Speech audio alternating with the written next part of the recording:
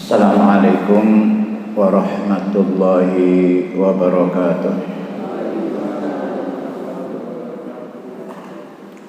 Bapak Ibu sekalian, kita lanjutkan bahasan kita yang sudah kita awali di pertemuan yang lalu, yaitu kita ingin melihat efek-efek yang akan timbul disebabkan oleh adanya qarin. Kita sudah diberitahu oleh Rasulullah SAW dan juga oleh Allah sendiri bahwa setiap manusia itu sudah dibekali berupa pengawal-pengawal atau penjaga-penjaga, yang mana Allah juga sudah menyebutkan itu dengan istilah qurona'ah.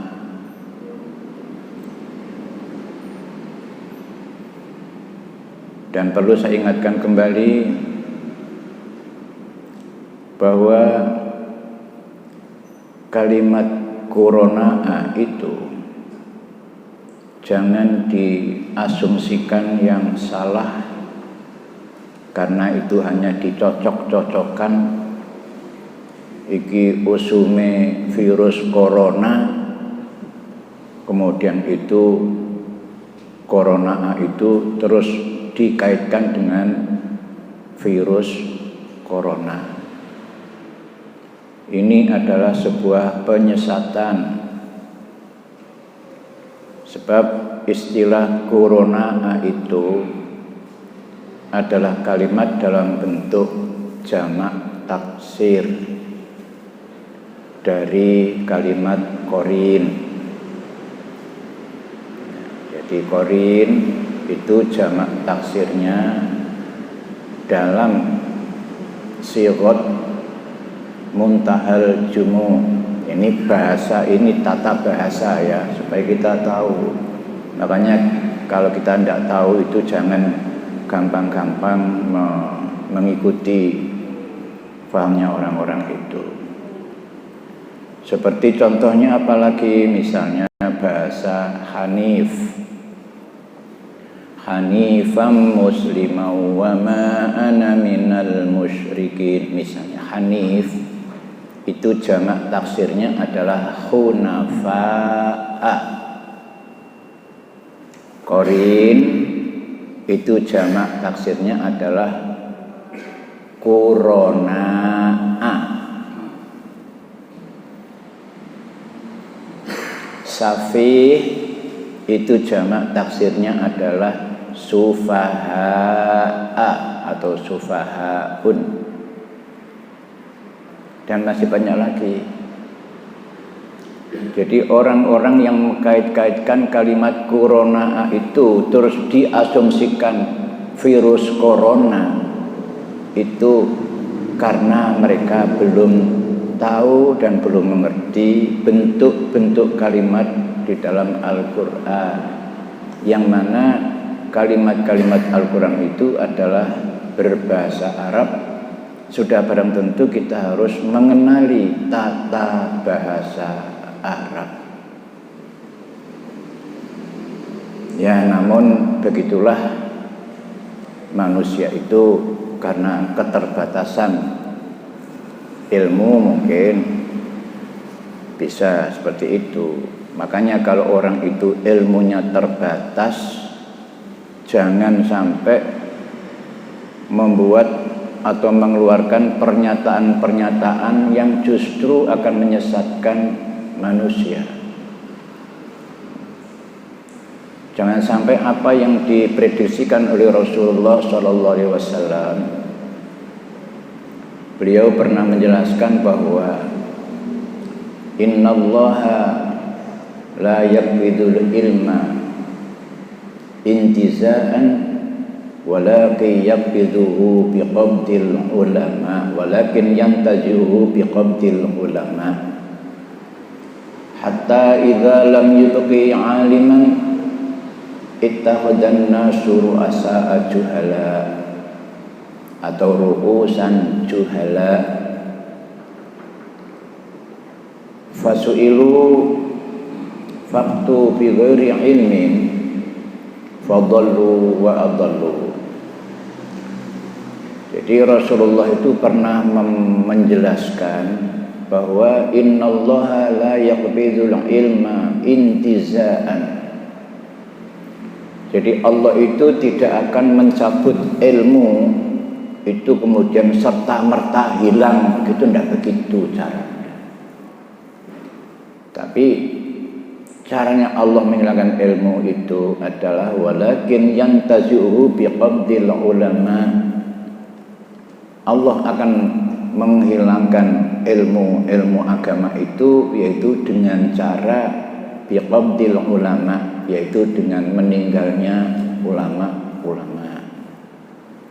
Makanya kalau kita sekarang sudah melihat tanda-tanda banyak ulama yang mati atau mungkin sengaja dimatikan, ya, karena nanti bisa saja terjadi seperti peristiwa pada tahun 65, banyak ulama-ulama yang dibunuh. Memang ini dalam rangka untuk menghilangkan Islam, karena benteng yang bisa membentengi Islam ini adalah para ulama kita. Kalau saya ini masih belum apa-apa, belum kelasnya, belum levelnya disebut seorang alim, ya hanya sekadar sebagai guru ngaji gitu aja. Ya. Maka oleh karena itu hatta idza lam yabqi aliman, sehingga apabila sudah tidak lagi dijumpai orang alim, maka ittakhadhan nasu ru'usan juhala atau ru'asa'a juhala'a. Ya. Maka orang-orang mencari pemimpin-pemimpin, panutan-panutan, tetapi yang juhala, yang tidak berilmu, atau ilmunya hanya pas-pasan saja, tapi dia sudah sangat bangga karena sudah dipanggil kiai, apalagi dirangkepi kiai haji, atau ditambah lagi Syekh Al-Mukarram, kiai haji, tambah muluk itu, hati. Dan kemudian fasu'ilu, maka orang yang diangkat sebagai seorang alim itu ditanya tentang berbagai persoalan-persoalan agama. Karena ditanya, maka faftu, maka mereka pun juga memberikan fatwa. Tapi fatwa yang diberikannya itu bi ghairi ilmin, ya, tanpa didasari dengan ilmu. Ya, kalau sudah fatwa itu didasari bukan pada dasar ilmu, akibatnya gimana? Ya, akhirnya fadallu wa adallu. Akhirnya umat ini menjadi salah. Karena apa? Karena orang-orang yang dianggap alim itu adallu, menyesatkan umatnya. Ini hati-hati. Nah, sekarang coba kita lihat, kita feedback sekali di ayat yang kita buka dulu, surat 41, ayatnya ayat 25. Ini sekedar untuk feedback, agar kita tahu apa yang kita bahas tadi. Itu ayat yang berbunyi wa qayyadna lahum qurana fazayyanu lahum ma baina aydihim wa ma khalfahum wa haqqa alaihimul qawlu fi umamin qad khalat min qablihim minal jinni wal ins innahum kanu khasirin. Monggo. Dan kami tetapkan bagi mereka teman-teman setan yang memuji-muji apa saja yang ada di hadapan dan belakang mereka.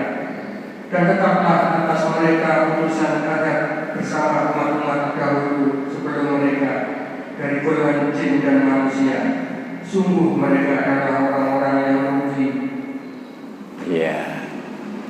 Nah, di ayat itu Allah menyebutkan wa qayyadna lahum qurana'a itu beberapa hari yang lalu atau beberapa bulan yang lalu itu diselewengkan, yaitu ada corona. Wah, ternyata corona itu sudah dijelaskan di dalam Al-Qur'an. Ngono ngawur jenenge. Lapo kok ngurusi corona? Corona itu muncul itu sejak Allah menciptakan langit dan bumi fi sittati ayyam, di dalam masa 6 hari itu.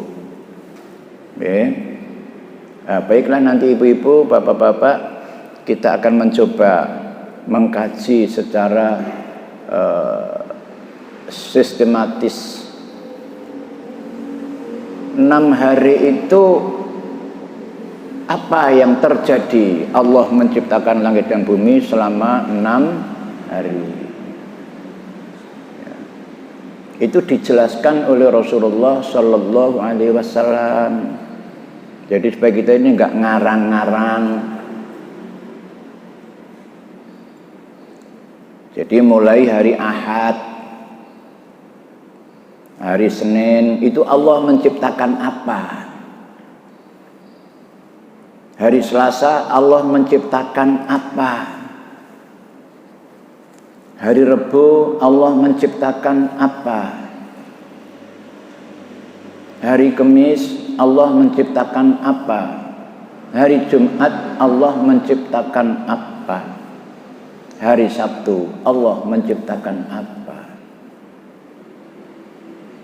Nah, selama 6 hari itu ada hari tertentu yang Allah menciptakan sesuatu yang kamu tidak suka, dan Allah juga menciptakan sesuatu yang kamu sukai.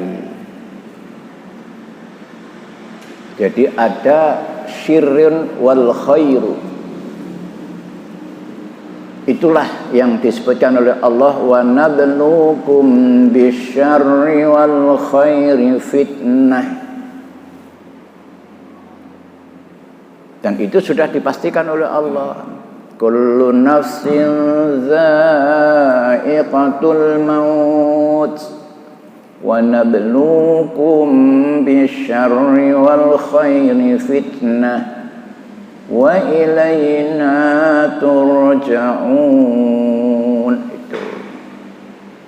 Jadi manusia ini sudah sejak azali sudah ditetapkan oleh Allah pasti akan mengalami suka dan duka.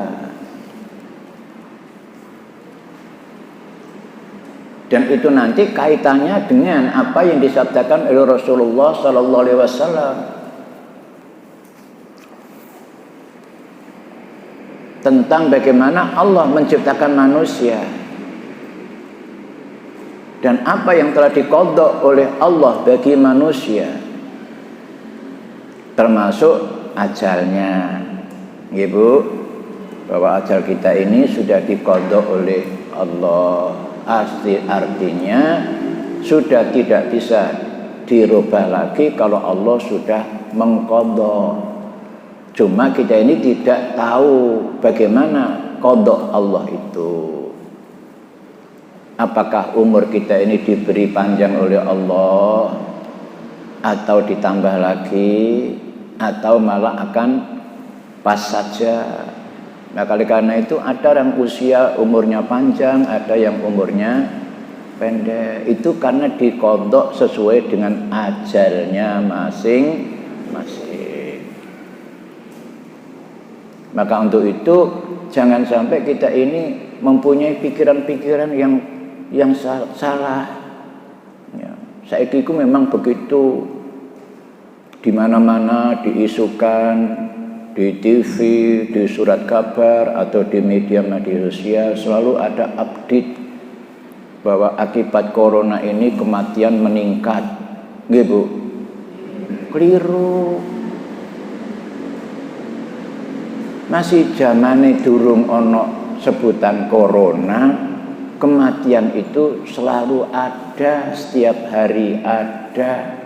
Cuma gak tahu dipublikasikan. Nggih.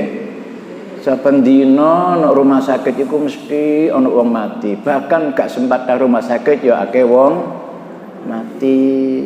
Tapi gak disebar-sebarkan, gak diberita-beritakno. Jadi berita-berita itu sengaja adalah membuat rasa takut kepada masyarakat. Sampean gak usah terpengaruh oleh itu. Karena ingat bahwa setiap manusia sudah dilengkapi oleh Allah apa yo? Yang kemarin itu lali ya? Alah, kok lali terus ngene serek. Kok gak ono sing nyautes ngono. Kan Allah sudah memberikan kita ini, setiap manusia itu ada penjaganya. Ada bodyguardnya. Nggih, cok lali. Kalau secara zahir manusia itu sudah dilengkapi oleh Allah sebagai penjaga. Wa inna 'alaikum lahafidhin kiraman katibin ya'lamuna ma taf'alun. Iku Allah sinandani. Ya kita ini percaya mbek Allah apa ndak percaya ya siku. Tinggal iman kita ini iman kepada Allah atau iman kepada selain Allah. Dan iman itulah yang akan meningkatkan yang namanya antibody. Kalau orang-orang tidak beriman, itu antibodinya akan lemah. Kalau antibodinya lemah, maka daya tahan tubuhnya juga akan lemah. Akan mudah sekali terserang oleh penyakit. Nggih, kita harus optimis bahwa Allah sudah membekali kita itu penjaga-penjaga. Dan penjagaan Allah itu lebih bagus daripada dijaga oleh manusia.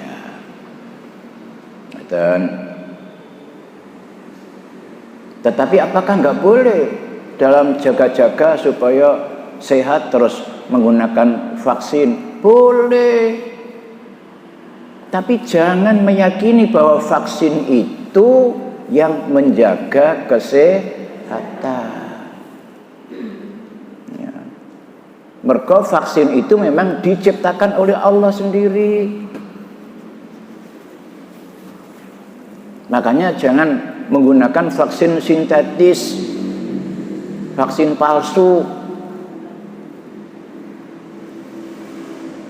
Bagaimana kok Allah menciptakan vaksin? Coba vaksin yang sebenarnya itu dari mana asalnya? Diambil dari apa? Duh, gak ana sing ero ya. Nah ya wis. Vaksin itu diambil dari serum, Bu. Serum itu artinya sesuatu yang bisa diambil dari beberapa macam hewan. Nah, hewan itu diantaranya yang paling dibutuhkan itu berupa ular. Makanya ada ular kobra, ada ular piton, ada ular macam-macam itu. Nah, itu di taringnya itu ada lubang di mana itu yang akan mengeluarkan bisa. Bisa itulah namanya serum. Makanya bagi para ahli-ahli kesehatan itu banyak memelihara ular-ular yang mana ular itu setiap saat dimasukkan giginya itu ke lubang itu terus dia mengeluarkan cus gitu, itu racunnya itu. Itulah yang kemudian dikelola, ya, dilemahkan sifat jahatnya itu. Itulah yang kemudian dijadikan sebagai apa? Bahan vaksin. Maka oleh karena itu Rasulullah Shallallahu Alaihi Wasallam melarang kita memakan ular, mengkonsumsi ular itu jangan. Nah, zaman saiki menungso iku nyenengi ula didol no restoran-restoran, diburu, yang akibatnya jumlahnya ular itu berkurang, maka akibatnya produksi vaksin juga berkurang. Sedangkan manusia semakin bertambah. Manusia membutuhkan vaksin. Vaksin ini gak cukup yang dari made in Allah itu. Akhirnya manusia mencoba membuat vaksin tiruan yang namanya vaksin sintetis. Nah, terus sampean bisa melihat enggak bedanya vaksin sintetis dengan vaksin yang asli? Makanya sekarang ini enggak heran kalau ada beberapa laporan-laporan bahwa keluhan para kaum ibu, anaknya mari divaksin malah justru sering sakit. Padahal mestinya itu vaksin itu untuk mencegah masuknya penyakit-penyakit yang sudah dilemahkan dengan vaksin itu. Karena apa? Karena vaksinnya vaksin sintetis. Makanya Nabi itu melarang, termasuk memakan hewan yang bertaring, yang berkuku, yang hidup di dua alam. Itu bukan haram, bukan. Tetapi itu dalam upaya untuk menjaga ekosistem yang memang harus dilestarikan, karena semuanya itu menjadi mata rantai kehidupan. Itu namanya ekosistem. Saiki contone ula iku tidak untuk dikonsumsi. Mergo Allah sudah menyediakan bahan-bahan konsumsi sudah cukup. Wedhus yo akeh, bebek yo akeh, ayam yo akeh, sapi yo akeh, iwak laut gak entek. Ya lha opo kok ulo kok dipangan? Tikus kok dipangan? Padahal itu diciptakan oleh Allah itu untuk menjaga ekosistem. Nah, jadi kembali kepada masalah istilah Corona itu berasal dari kalimat korin. Corona itu bentuknya bentuk jamak. Jamaknya jamak taksir. Sirotnya sirot muntahal jumu. Itu ya. Kenapa kok disebut Muntahal Jumu? Karena setelah kalimat itu tidak bisa dirubah lagi,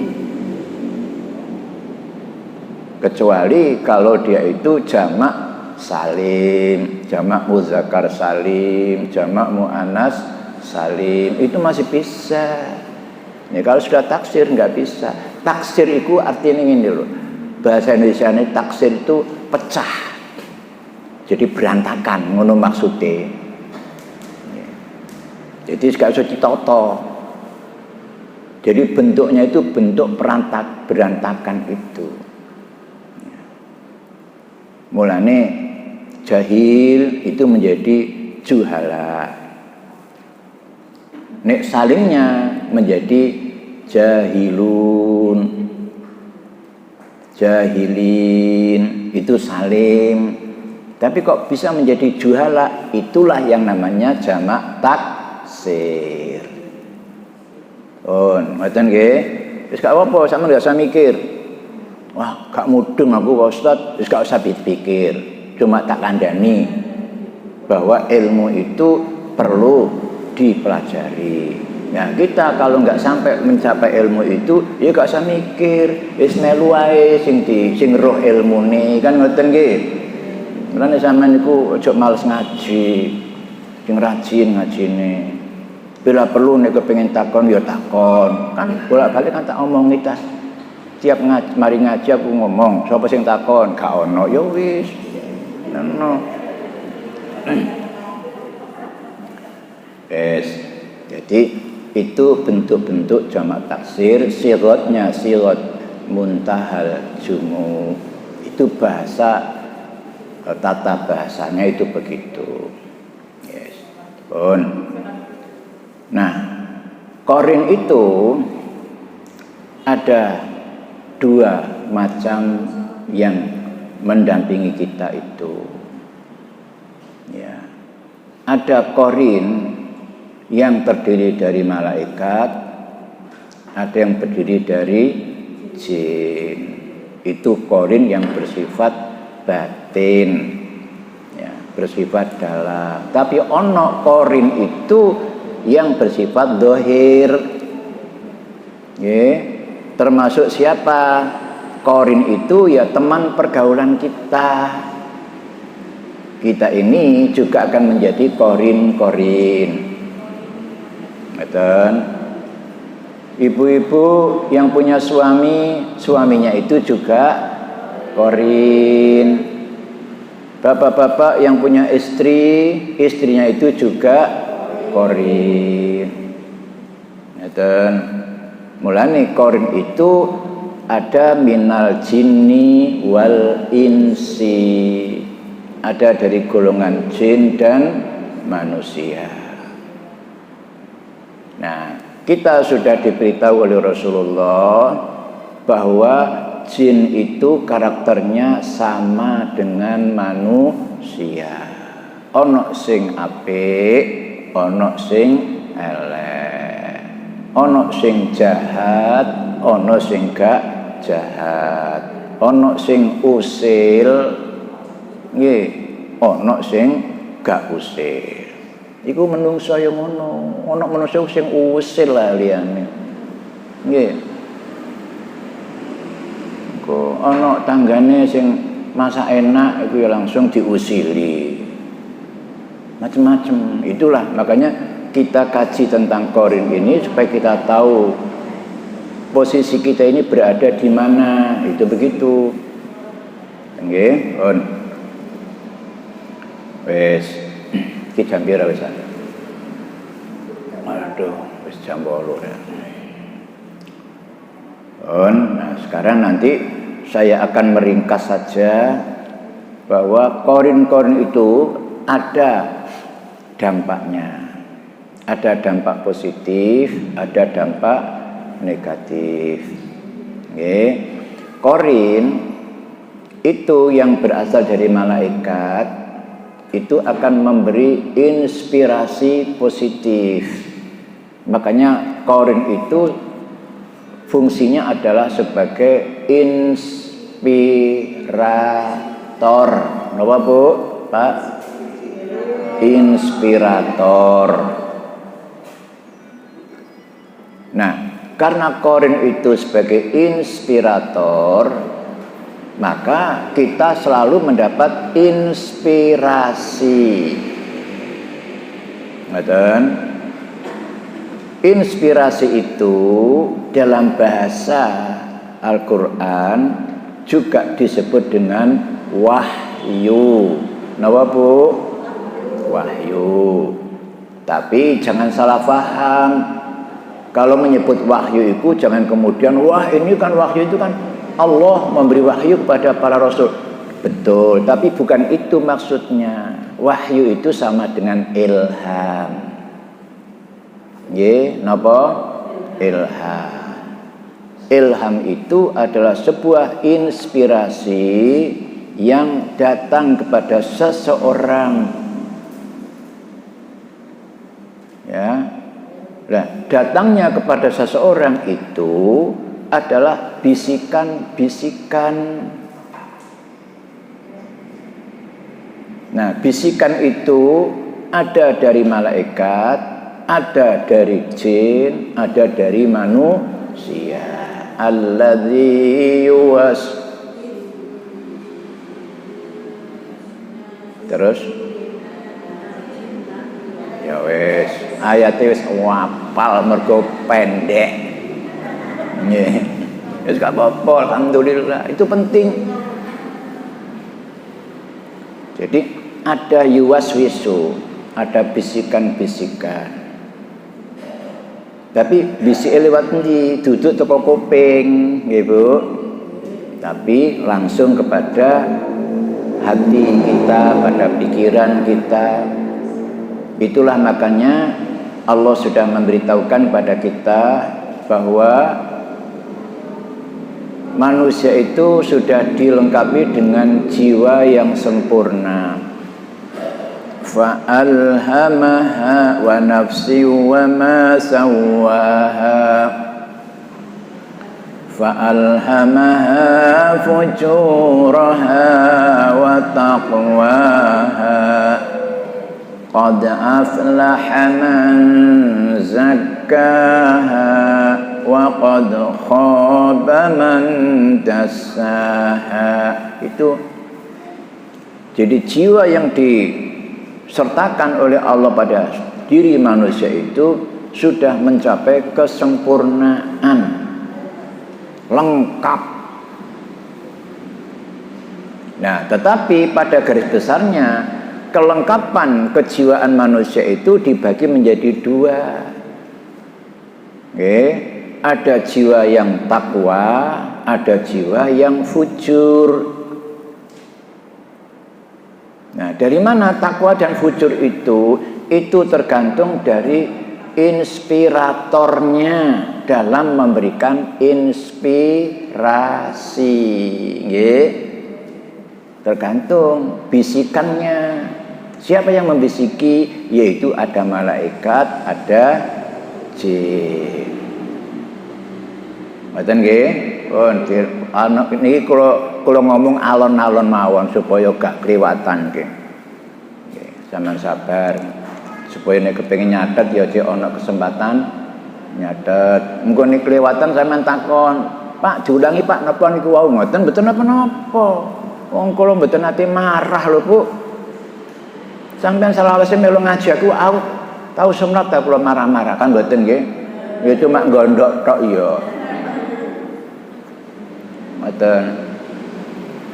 Ya, nek biyen kan isih gawe papan tulis nggih dadi enak ditulis tapi kuwatir munang kesuwen wis ngono wis penting ya men sampean catet engko nek gak ngerti takon nek upamane gak sempat takon nang kene ya takon lewat telepon kan mboten napa-napa to nggih mboten napa-napa tapi aja lali nek sing di bojo ben nelpon aku pamit sik mbek bojone engko ngarai timbul curication. Ku nelpon sapa mbek wong lanang iku ngono nggih. Nah, supaya enggak atau bila perlu dijak bareng-bareng, ayo Pak, telepon Pak Ustadz, Pak, aku duwe masalah takon yang di speaker, jadi jawaban itu bisa didengar berdua. Ngeten nggih? Itu maslahat. Ngeten. Semono uga bapak-bapak yang mungkin perlu bertanya, karena ini hubungan antar laki-laki masih gak takon, gak ngomong di bojone sing wedok gak apa-apa. Tapi alangkah bagusnya tetap memberitahu yang istri supaya mendengar apa yang ditanyakan dan apa yang dijawabkan oleh pihak sana. Ngoten nggih, pun. Jadi korin-korin itu yang berasal dari malaikat itu pasti akan memberi inspirasi positif, yaitu berupa takwa. Karena nggak mungkin onok malaikat itu membisikkan yang buruk-buruk, nggak mungkin. Karena malaikat itu selalu nusabbihu bihamdika wa nuqaddisu lak. Nah, adapun inspirasi dari korin yang lain yaitu mungkin dari jin, mungkin dari manusia. Kalau jin itu juga sama dengan manusia, ono sing apik, ono sing elek, ono sing mendorong kepada keburukan, ono ya sing mendorong kepada kebaikan. Itu ada di situ. Maka karena itu korin inilah yang memberikan inspirasi kepada diri kita. Maka karena itu sekali tempo diri kita ini perlu melakukan jihad. Melakukan apa, Bu? Jihad. Apa jihad itu? Perjuangan. Nah, yang paling repot itu adalah jihadun nafsi. Berjuang melawan dirinya sendiri. Kenapa? Karena tidak semua orang tahu apa yang ada dalam dirinya itu. Apalagi korin-korin yang memang sifatnya sangat buruk. Korin yang sangat buruk itu selalu mempengaruhi yang buruk-buruk. Apa diantaranya? Mendorong egonya, mendorong ambisinya. Ngoten nggih, mulane nek ana wong punya ambisi kepengen jadi ngene, kepengen dipilih jadi ngene. Nah, itu berarti korinnya itu yang mendorong itu. Apalagi ditambah dengan karakternya sendiri. Malah sudah menyusun rencana-rencana, nek aku jadi ngene, aku arep ngene, aku nek jadi ngene, aku arep ngene. Rencananya rencana yang negatif. Bukan rencana yang positif. Karena apa? Karena inspirasi yang ia terima itu berasal dari jin yang punya karakter yang tidak baik. Ngoten. Sampeyan kepengen roh karakter jin ta? Nggih.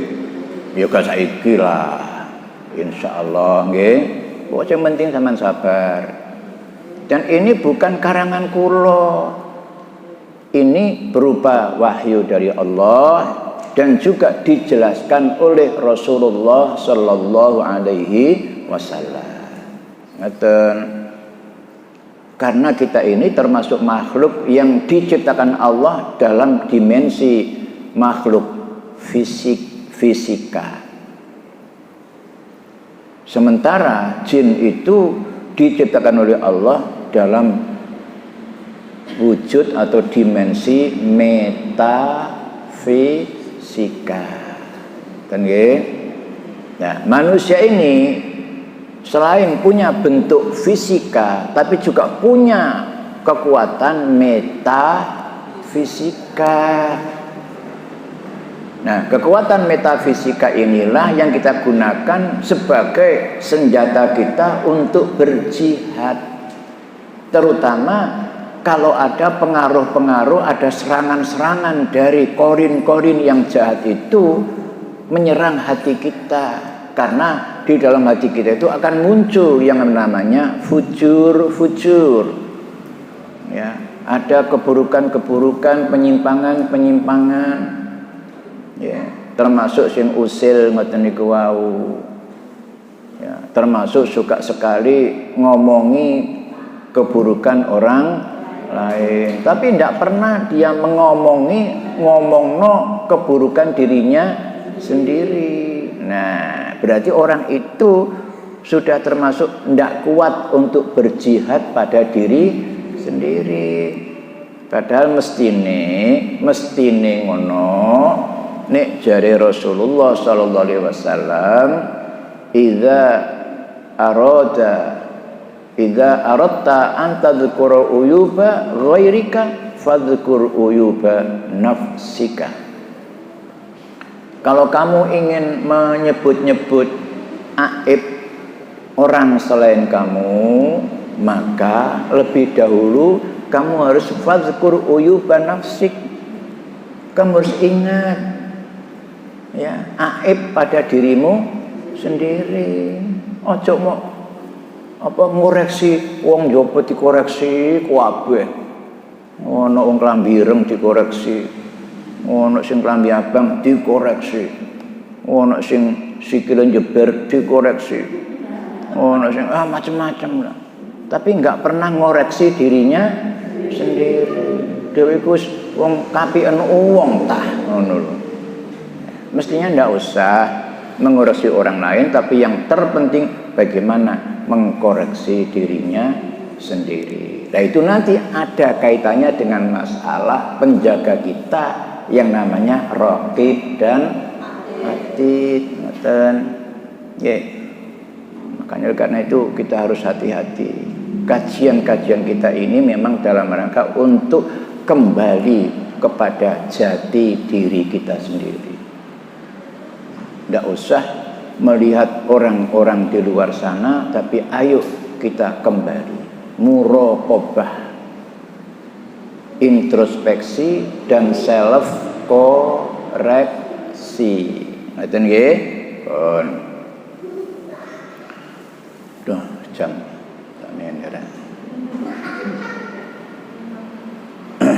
Iya. Mungkin kira-kira kau nak sing pertanyaan apa enggak ya? Karena ya wes, karena ya wes. Nah, Bapak Ibu sekalian, Korin ini suatu ketika nanti akan membuat repot kita kalau kita tidak bisa menjihadi diri sendiri.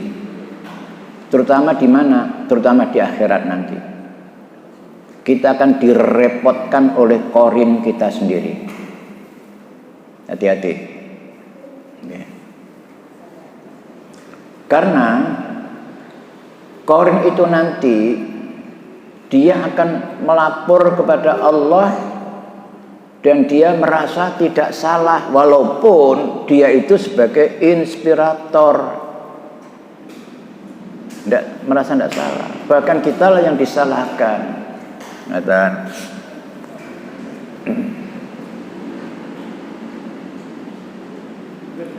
Contohnya begini. Coba kita lihat sekilas beberapa ayat yang kita ambil dari surat ke-14, surat Ibrahim.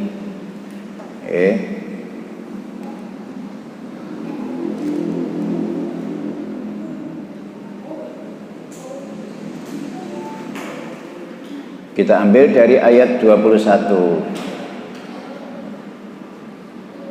dan insya Allah nanti ayat 22. Wa barazu lillahi jami'an faqala ad-du'afa'u lilladzina istakbaru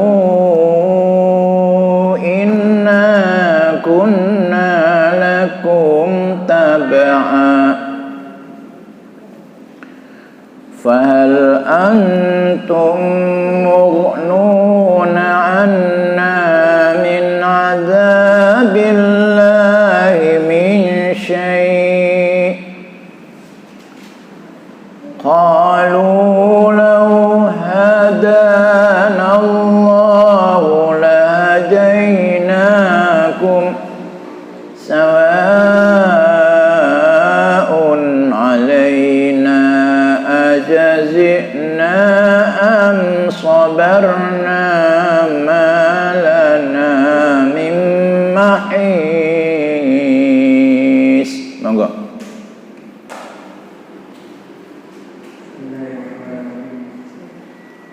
Dan mereka semua di padang mahsyar berkumpul untuk menghadap kehadirat Allah. Lalu orang yang lemah berkata kepada orang yang sombong, sesungguhnya kami dahulu adalah pengikut-pengikutmu. Maka dapatkah kamu menghindarkan kami dari azab Allah walaupun sedikit saja? Mereka menjawab, sekiranya Allah memberi petunjuk kepada kami, niscaya kami dapat memberi petunjuk kepadamu. Sama saja bagi kita, apakah kita mengeluh atau bersabar? Kita tidak mempunyai tempat untuk melarikan diri. Iya, ini Allah sudah memberitahukan fenomena yang bakal terjadi di hari akhirat nanti, bahwa kita akan dihadapkan oleh Allah dengan orang-orang yang menjadi sahabat dan teman kita, korin kita. Ini termasuk korin minan nas. Kan tadi ada nggih, ada korin minal jinnati wan nas, dan juga ada minal malaika. Tapi nanti di akhirat itu malaikat sudah tidak dilibatkan di dalam urusan kita, menentukan nasib kita. Malaikat nanti cuma membawa bukti-bukti kebenaran berupa catatan-catatan yang telah dihimpun oleh malaikat raqib dan atid.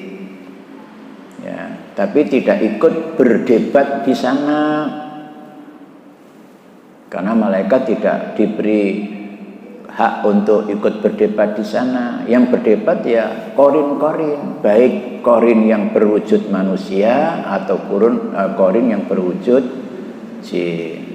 Nah, di dalam Al-Quran itu seringkali Allah menyebutkan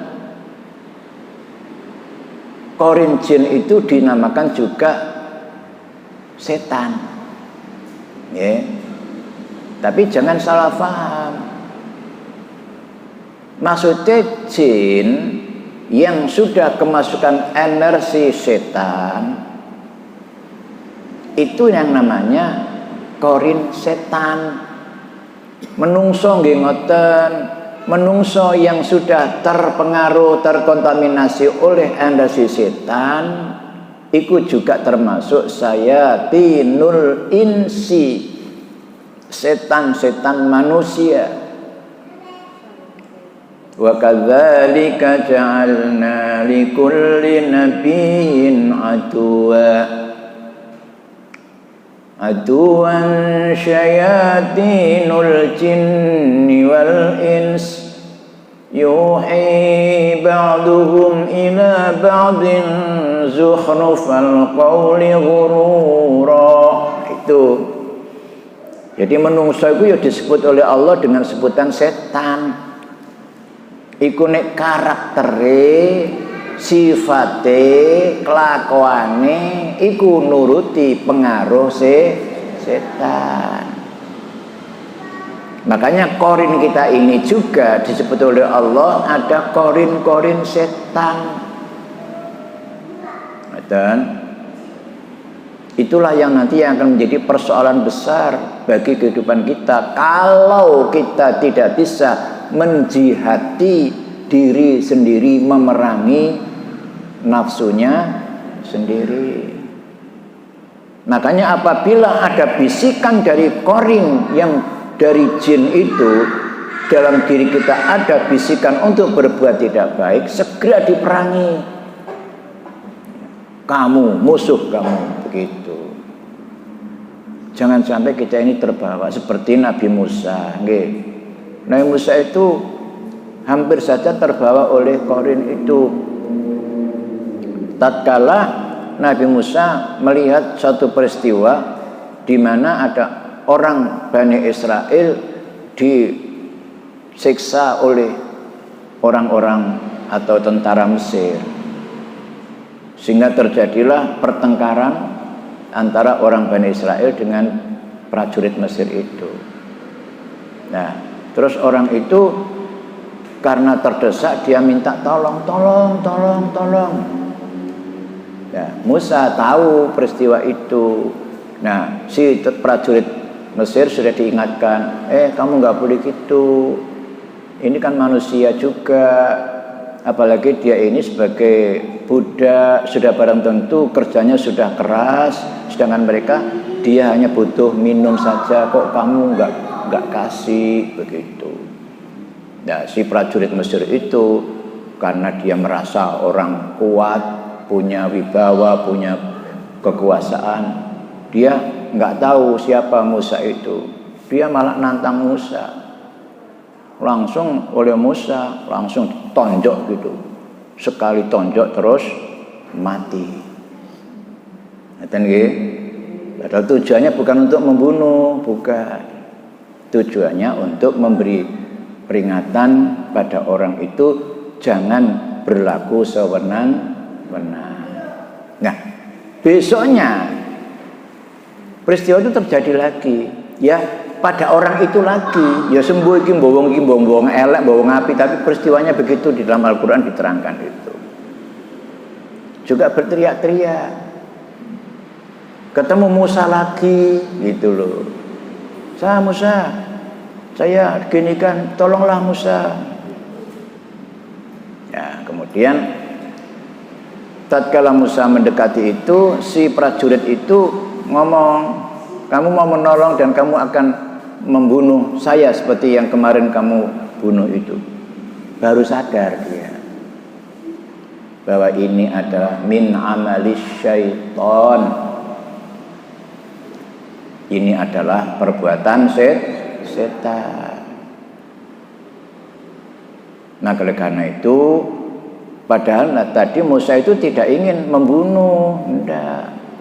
Ya sekedar memberi pelajaran, karena dinasihati kok malah nantang-nantang, dume dheweke prajurit. Ya, mereka tidak tahu bahwa Musa itu adalah putra mahkotanya Fir'aun. Nah, itulah kemudian terjadi hal itu. Gak let suwe ada orang memberitahukan, Musa, peristiwa kamu menonjok orang sampai mati itu dibahas kemarin di istana Fir'aun, dan mereka sepakat akan menangkap kamu dan akan membunuh kamu. Maka lebih baik kamu lari, Musa, lari dari Mesir. Itu. Nah, itu peristiwanya. Kemudian Musa keluar dari Mesir, ya, keluar sambil melihat kanan kiri, jangan-jangan nanti di sana ada prajurit-prajurit, sampailah dia memasuki wilayah Madian. Wilayah Madian itu wilayahnya Nabi Syuaib. Itulah yang kemudian berlanjut sampai terjadinya Musa nikah dengan kedua putrinya Nabi Syuaib. Wis gak usah cerita iku, waduh mana niku ceritane. Di dalam surat Al-Qasas itu diterangkan oleh Allah dengan gamblang, dengan jelas begitu. Oke. Jadi Allah menjelaskan di surat Ibrahim ayat 21 ini, besok faqala ad-du'afa'u lilladzina istakbaru, orang-orang yang lemah. Nah, makanya kita ini termasuk orang lemah enggak kira-kira? Lemah nggih. Hati-hati. Nek wong lemah itu berarti membutuhkan apa, Bu? Dukungan, membutuhkan support, membutuhkan bantuan. Hati-hati loh, karena nanti akan terjadi peristiwa di mana orang-orang yang membantu kita, yang mensupport kita itu nanti, apakah memang supportnya itu membawa kepada hal yang positif, tidak masalah. Tapi jangan-jangan nanti malah mensupport kepada hal yang negatif. Eling-eling iki wis wayahe nang pilkada. Nggih. Biasane wong nek wis wayahe pilkada niki arep-arep ana dhuwit ngoten nggih. Mulane kemau tetakoni sampeyan iki kita ini termasuk wong lemah apa enggak? Butuh duit apa enggak? Butuh, hati-hati. Ya.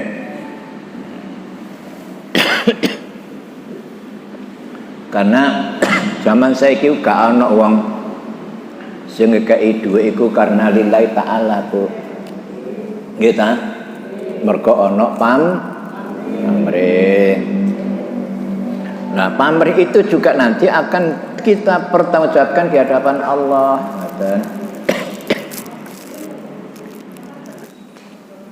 Kira-kira engko sampean diteri amplop duwike 300.000 dengan diterima enggak kira-kira? Yakin? Ya gak apa-apa. Tapi hati-hati, kabeh iku mengandung konsekuensi. Ada akibat-akibatnya. Ya. Tapi ya kan tergantung apa motivasinya, gitu. Nah, ini sampean diteri duit tanpa syarat, tanpa apapun, gimana? Tapi ini sampean diteri duit 300.000 tapi syaratnya kudu nyoblos paslon salah siji, hati-hati. Itu nanti akan terjadi yang diterangkan Allah di ayat 21 ini. Hati-hati loh. Kalau namung ngelingaken mawon nggih. Nah, orang-orang kalau nanti sudah terpilih, apakah itu menjadi anggota dewan, apa menjadi wali kota, apa menjadi gubernur, atau mungkin menjadi presiden, itu nanti apabila memang mereka ini tidak ikhlas lillahi ta'ala, pasti akan membawa kemudaratan bagi kita, pasti. Nah, akhirnya karena ada kemudaratan, kita ikut tanggung jawab dan terlibat sesuai dengan Raqib dan Atid tadi. Kita dihadapkan ke pengadilan Allah, di meja hijaunya Allah. Maka oleh karena itu di sana nanti akan terjadi semacam tuntutan dan juga pembelaan. Kita termasuk orang yang tertuduh. Karena bukti Raqib dan Atid membuat catatan bahwa kita mendukung kepada kejahatan atau kepada keburukan. Karena apa? Karena ternyata orang yang kita dukung dulu bukan membawa kemaslahatan, tapi malah membawa kemafsadatan, kerusakan. Padahal bumi ini buminya Allah, laut itu lautannya Allah, hutan itu Allah yang membuat, diamanatkan kepada manusia untuk dikelola secara baik-baik agar terciptanya kemaslahatan bagi umat manusia. Tapi banyak juga para pembesar-pembesar itu kemudian menyalahgunakan jabatan dan wewenangnya hanya untuk memperkaya diri sendiri, sehingga masyarakat yang lemah semakin lemah, semakin tertindas, dan semakin diiming-imingi dengan berbagai macam utang piutang. Pada akhirnya rumahnya disegel, rumahnya disita. Begitu pula negara kita ini. Kalau negara kita ini mengandalkan utang piutang dari luar negeri, akhirnya utang digerojok terus, njaluk pirang triliun dikai, suwe-suwe utangnya gak iso nyaur. Akibatnya apa? Maka negara kita akan menjadi boreknya untuk membayar napa? Utang. Nek negarane wis ngono, berarti awake dhewe wis jadi kekuasaan mana? kekuasaan asing. Gitu kan? Kalau sudah kekuasaan asing yang menguasai diri kita, maka kita sudah kehilangan kebebasan. Hati-hati temenan, hati-hati loh. Tapi ojo salah paham, jangan kemudian wah Pak Ustadz ini provokator ya. Lu siapa sih yang pengaruhin? Enggak, saya akan provokasi, menjelaskan apa yang difirmankan oleh Allah Subhanahu wa taala. Nah, ini peristiwanya adalah di sana yang hubungan langsung dengan Allah. Makanya orang-orang yang lemah itu berkata, nuntut kepada orang-orang yang dulu didukungnya, orang yang dulu dipuji-pujinya. Maka orang yang lemah itu bilang, inna kunna lakum tab'a. Termasuk tadi pemimpin-pemimpin, ulama-ulama yang menjadi panutan itu juga tidak terlepas dari pertanyaan dan tuntutan ini. Termasuk kula. Nek kula niki ajaran saya itu menyimpang, saya nanti juga akan terkena tuntutan sampean. Itulah saya takut sekali ibu-ibu, bapak-bapak. Jangan sampai saya nanti di akhirat justru tidak membawa ketenangan, malah membawa kesulitan karena saya salah memberikan ajaran dan pelajaran. Maka oleh karena itu saya tidak mau ambil risiko, semuanya saya sandarkan kepada firman Allah Subhanahu wa taala dan penjelasan dari Rasulullah Muhammad sallallahu alaihi wasallam. Karena saya akan dituntut. Mulane kula niki ya seneng ya gak seneng. Senenge iku ya nek kene kanggo lungguh jegreb sudah disediakan minuman gitu. Seneng. Tapi gak seneng iku ya ngono kuwatir ngono aku iki salah. Tapi insya Allah karena saya berusaha untuk melakukan yang benar berdasarkan firman Allah, saya sudah merasakan bahwa insya Allah saya tidak salah. Walaupun saya salah itu salah dari diri saya sendiri. Jadi besok wongku usul kepada yang orang-orang yang kita ikuti dulu itu, inna kunna taba'an lakum, inna kunna lakum taba'an. Saya dulu mengikuti sampean loh Pak. No. Aku ini pendukungmu Pak. Aku ini biyen santrimu Pak. Aku ini biyen muridmu Pak dan sebagainya. Okay. Maka oleh karena itu, fahal antum mughnuna anna min azabillahi min syai'. Apakah sampean bisa Pak mengurangi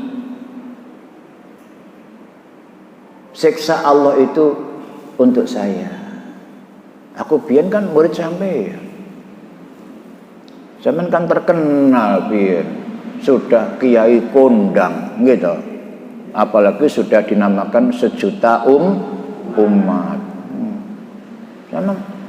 Aku sama bantu kurangi dosaku supaya saya ini tidak disiksa oleh Allah sedikit aja gitu. Bagaimana jawabannya? Qalu law hadana Allahu lahadainakum. Kalau Allah memberi petunjuk kepadaku, niscaya aku pun akan memberi petunjuk kepada kalian. Maksudnya, kalau Allah memberikan hak itu untuk meringankan siksamu, maka pasti aku juga akan meringankan siksamu. Nah, tapi aku gak duwe hak apa-apa. Maka oleh karena itu sekarang sawaun alaina di sini iki podo. Kau nambah aku iku podo. Biyen waktu nang donya pancene aku dadi wong sing nomor 1. Kau niku dadi kasetku kan ngoten nggih. Nah saiki podo rek. Mergo ajazina am sabarna, apakah kita ini keluh kesah atau bersabar? Maka malana mim mahis, tidak ada jalan keluar untuk lari dari persoalan ini. Podo, jadi kon nambah aku ku podo. Biyen memang ono bedoe, tapi sekarang podo. Artinya apa? Artinya orang yang dulu kita puji-puji, kita sanjung-sanjung, ternyata tidak bisa menolong nasib kita. Berarti awake dhewe kudu nulung awake dhewe. Jangan mengharap pertolongan dari lain kecuali mengharap pertolongan dari Allah. Nggih.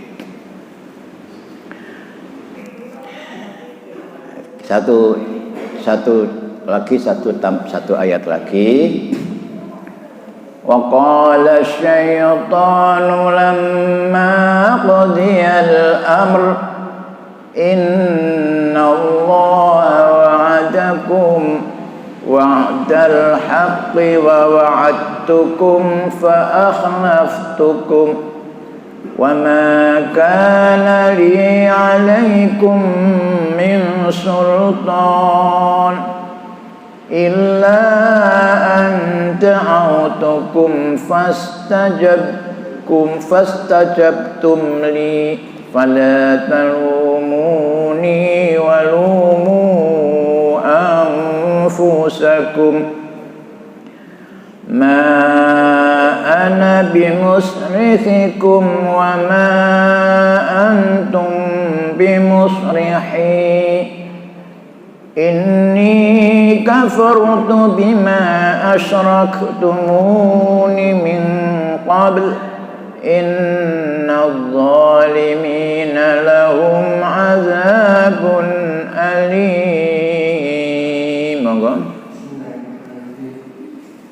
Dan setan berkata kepada perkara hisab, dan setan berkata ketika perkara hisab telah diselesaikan, sesungguhnya Allah telah menjanjikan padamu janji yang benar, dan aku pun telah menjanjikan padamu, tetapi aku menyalahinya.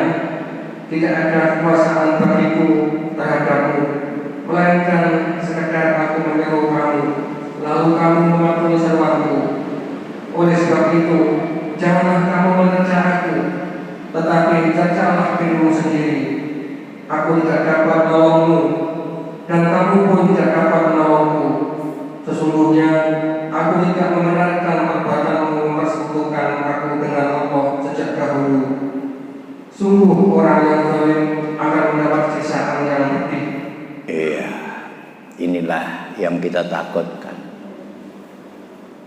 Jadi setelah adanya pertemuan antara si pendukung dan yang didukung,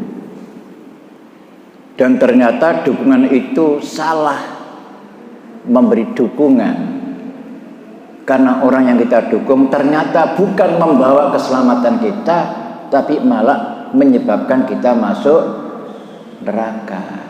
Gitu.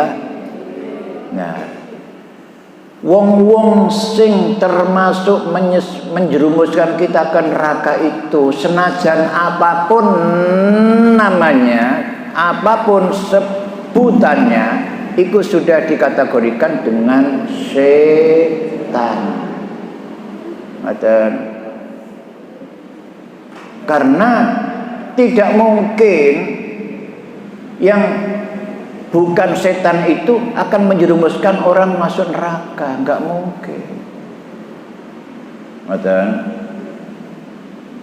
Makanya hati-hati, kita jangan silau oleh sebutan-sebutan yang setinggi langit. Jangan.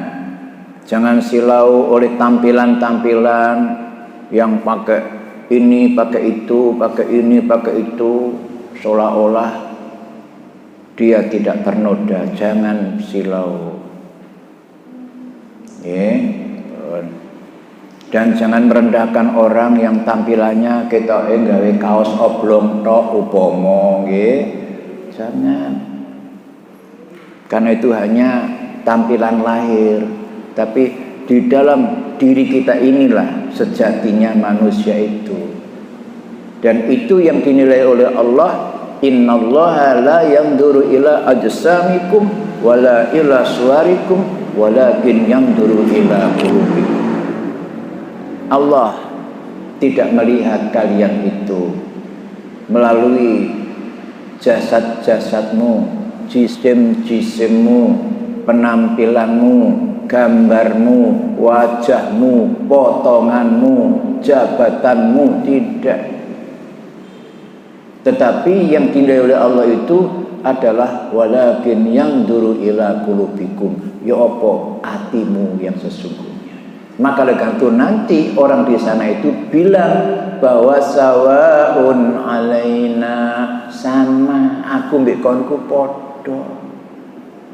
Biyen aku nek numpak pesawat terbang, kon numpak sepeda ontel siji, tapi saiki wis gak ono bedane. Wis gak ono bedane, ono sing numpak pesawat lan wong sing numpak sepeda ontel padha.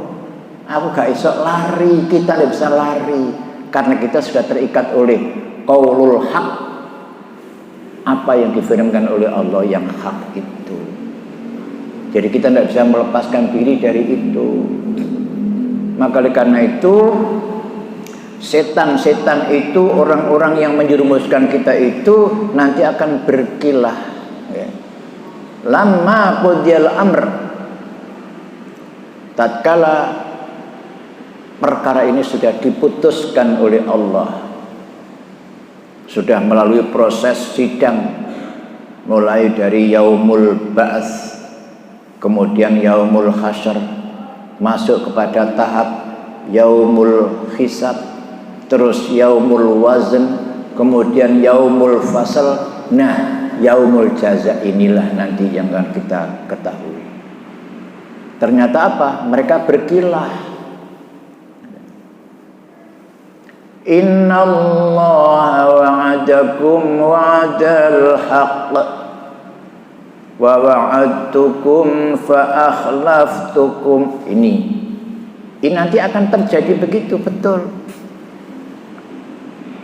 Mereka ini berkata, sesungguhnya Allah dulu pernah memberikan janji kepada kamu bahwa kamu selama bisa menjaga imanmu, takwamu dengan amal yang soleh, maka kamu akan diberi pahala dan surga oleh Allah. Dan itu benar, janjinya Allah itu benar. Tapi kau sih gak percaya mbek Tuhanmu. Itu benar itu. Makanya Tuhanmu juga berfirman, innalladzina amanu wa amilus solihati ulaika ashabul jannah hum fiha khalidun. Iku bener iku. Ngono, nggih. Tapi wa wa'adtukum fa akhlaftukum. Aku biyen yo tau janji rek nang peno. Aku ya biyen tau janji rek mau memberi ini, mau memberi garansi ini, garansi itu, kartu ini, kartu itu, jaminan ini, jaminan itu, kan begitu.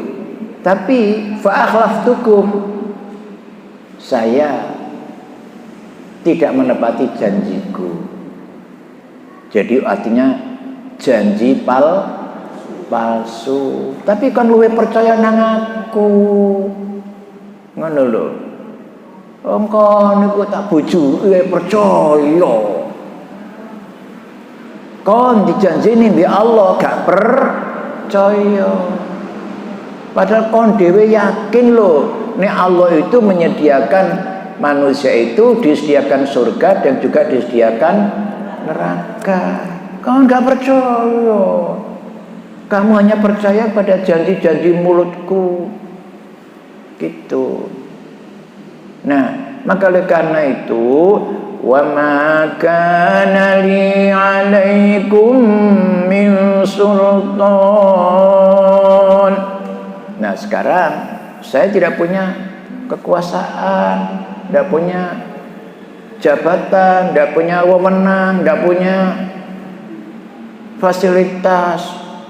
Awak iki padha rek. Konon rokok, aku yo neraka, padha rek. Sampai sing iso nolong. Ya kon sing percaya mbek aku.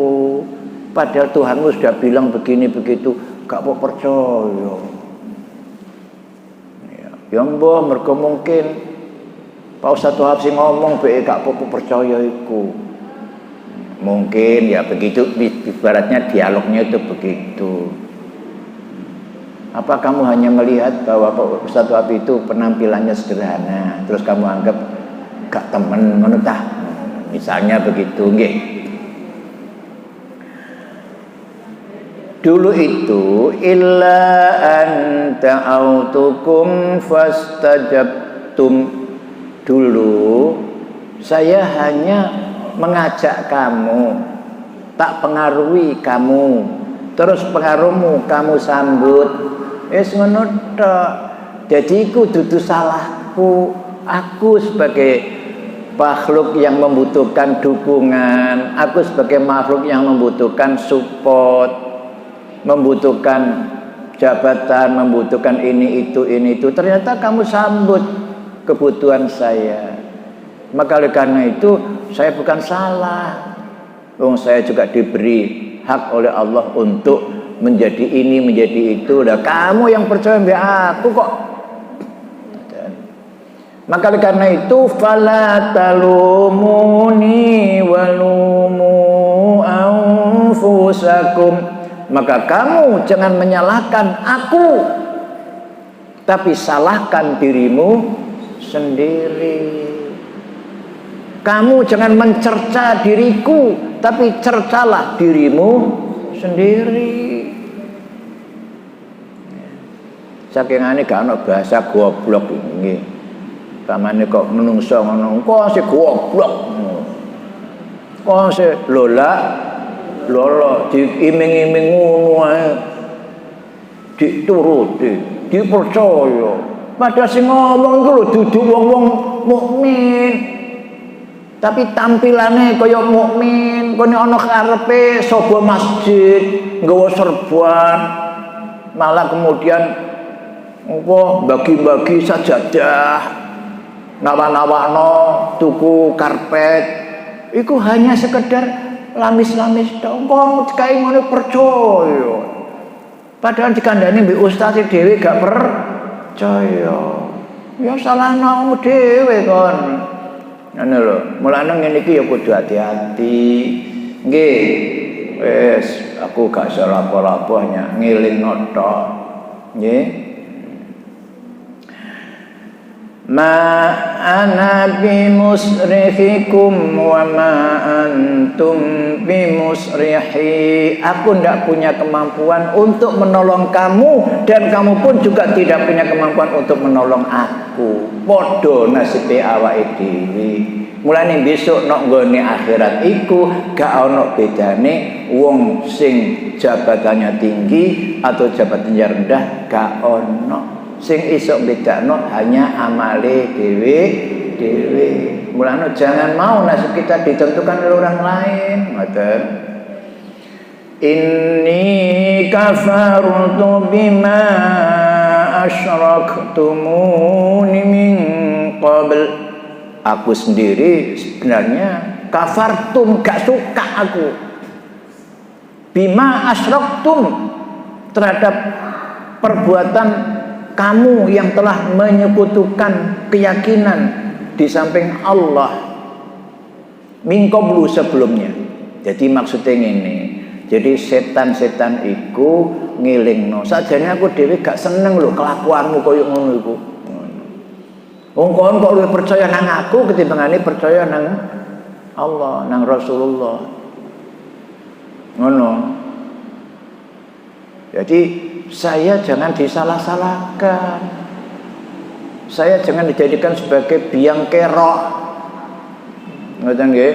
Oh, iki perbuatan setan, iki perbuatan setan. Lah kapan aku nuntun sampean iki? Gak tahu kan sampean dhewe tangan sampean sing nglakoni ngene. Sing nrimo dhuwit sapa? Tanganmu to. Sing ngemplok-ngemplok cangkeme sapa? Cangkemmu to. Lho kan ngono. Lho kok salahno aku gak iso. Ngono, nggih. Iku nek bahasaku. Tadi kan bahasa Allah kan gak ngono, gak ada ono emplok-emploke barang gak ono nggih. Ya sing bahasaku supaya gampang difahami. Memang sudah saatnya innadh-dhalimina lahum adzabun alim. Sesungguhnya orang-orang yang zalim itu akan mendapatkan adzabun alim, siksa yang sangat pedih. Itu dulu masalah korin bermanfaat. Mohon maaf dan terima kasih. Assalamualaikum warahmatullahi wabarakatuh.